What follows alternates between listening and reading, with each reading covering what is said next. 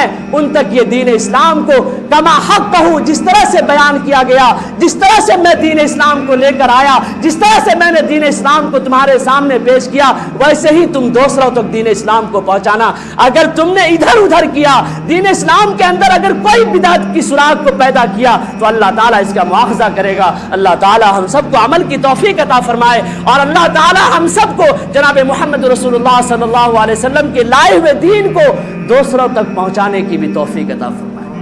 اگر یہ کام ہم نہیں کر رہے ہیں تو پھر سب سے اعلیٰ و عرفہ ہمارے نبی جھوم جھوم کر گاتے رہو۔ یہ گانا اور یہ تمہارے نبی صلی اللہ علیہ وسلم سے محبت کرنے کی جو تمہارے